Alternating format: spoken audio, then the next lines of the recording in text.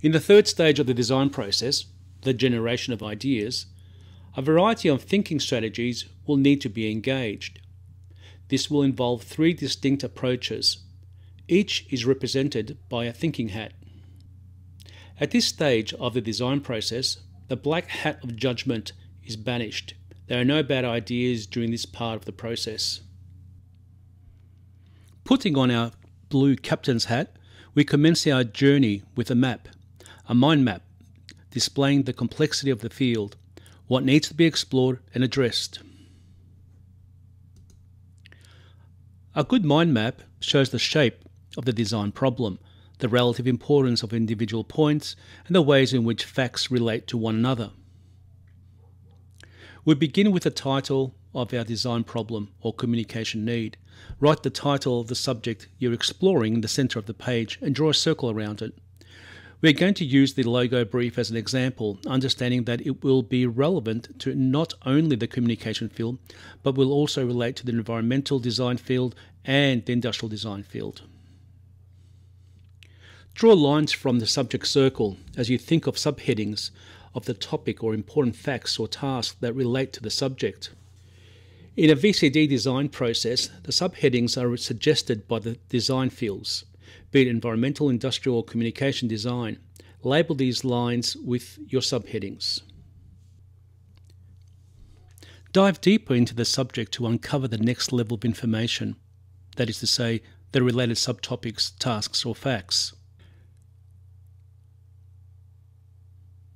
The abbreviated design elements, design principles should be self-evident. They are design elements: tone, texture, type, point, line, form, shape, color. The design principles are hierarchy, figure ground, balance, contrast, cropping, pattern, scale, proportion.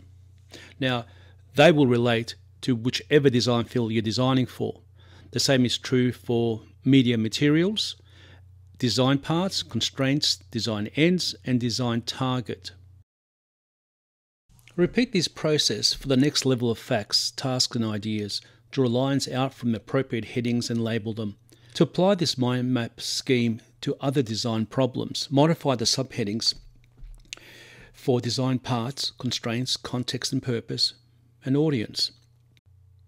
Turn to your brief to gather information for those categories.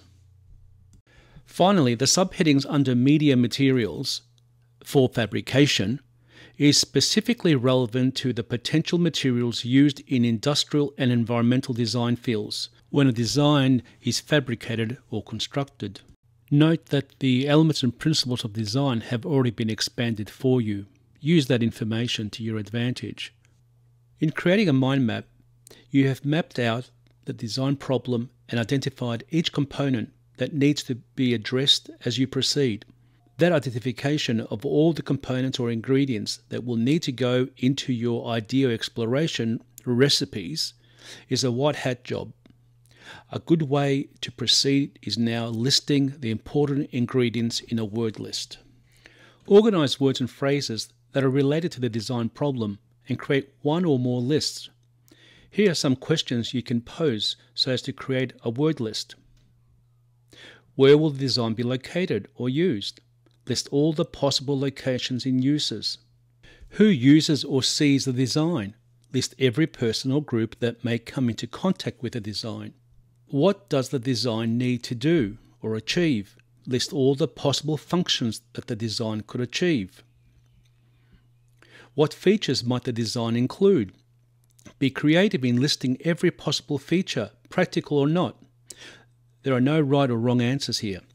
How will the design be distinctive? What could be done to the design to ensure it stands out? Another approach is the two-way word list. There are 3 steps. Step 1. Make a vertical word list. Begin with a key word related to the design problem. Think of it as a stream of consciousness, and you should not stop to overthink if the words that come to your mind are useful. Step 2. Make a horizontal word list. Now use each word in the vertical list as a beginning point for a new list of related words or concepts.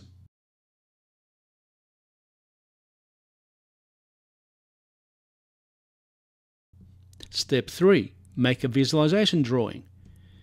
Make a drawing by visualizing the combination of a vertical word with one or more from the horizontal set. The word matrix is a supercharged form of the word list. It creates connections which are not immediately imaginable. It is a surefire way to create unexpected explorations in the generation of your ideas.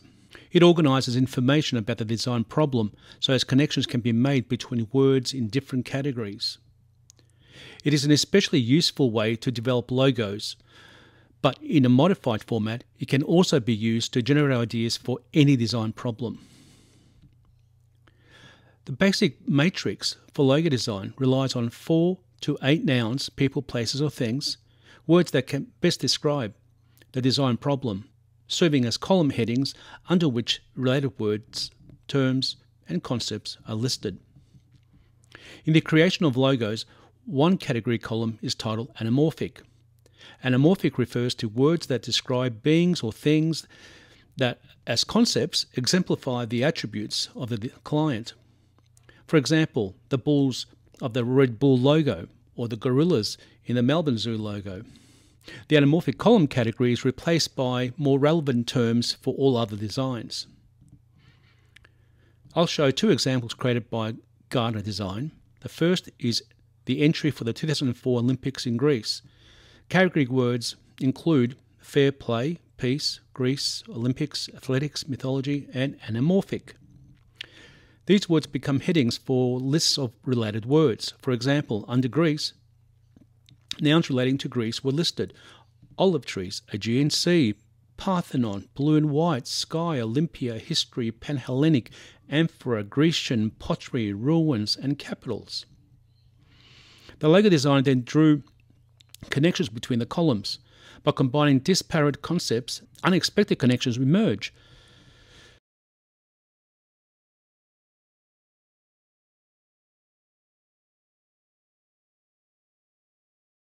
Our second example is again by Gardner Design and is a response to a brief for Somnograph, a sleep diagnostic service.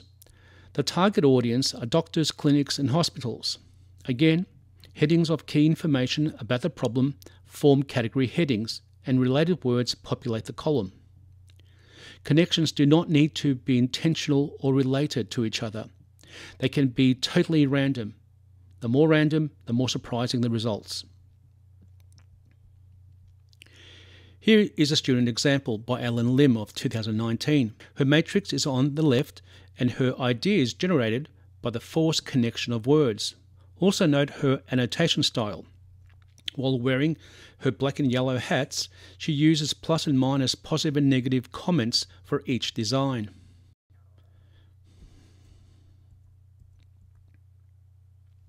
The following are 5 different word tables designed specifically for architecture, interior design, fashion, logo design, and surface graphics.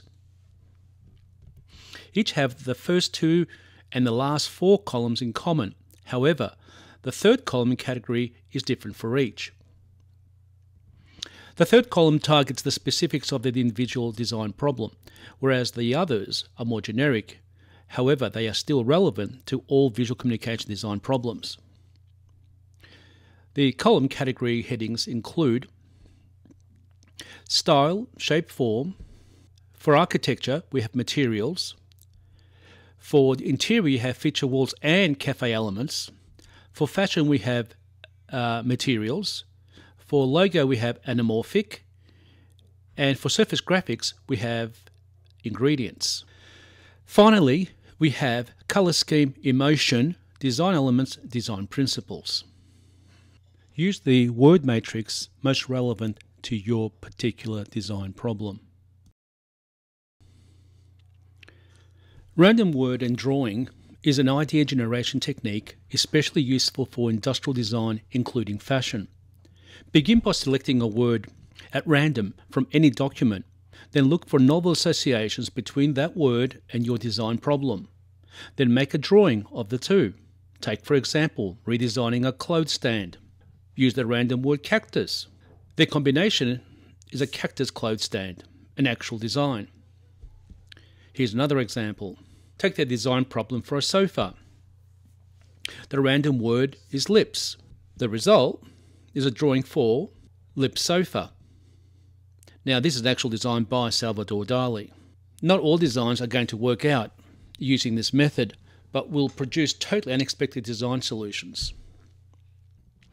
Scamper is a systematic thinking strategy used to generate ideas or to develop concepts. It is useful when an existing design is used as a starting point and Scamper questions are posed and applied to the design problem. Scamper has a set of 7 questions. Now, each one would relate to either substitute, combine, adapt, modify, put to another use, eliminate, or reverse or rearrange. There can be any number of questions that can be applied to an existing design, and that existing design can be modified in order to work with your design problem. Here we have a logo of the Melbourne Zoo, which can be used to create new ideas for any logo design. Basically, we take lessons from that logo and apply it by substituting, combining, adapting, modifying, eliminating, putting other use, or rearranging or reversing the design. And by doing so, we get a whole spectrum of possibilities and alternatives to our design. Scamper can be applied in part rather than in whole. Here, Ellen Lim, for her logo design problem, Been Here, explores 6 logo starting points and only a selection of Scamper questions. Note, you can write annotations and make sketches. Finally, be mindful of using a variety of drawing equipment.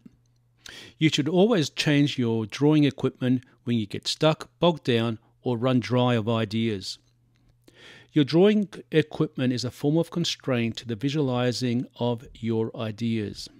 If you're always using the same familiar pen and paper, all your ideas are going to be pretty similar, at least visually. Try using a thicker pen, a thinner pen, a pencil, charcoal, a brush, different colors. Try cutting your idea out of cardboard or colored paper or spare polystyrene. Make a collage. Use a whiteboard. Draw upside down. Every time you switch your drawing tools, you inevitably produce different and unexpected results.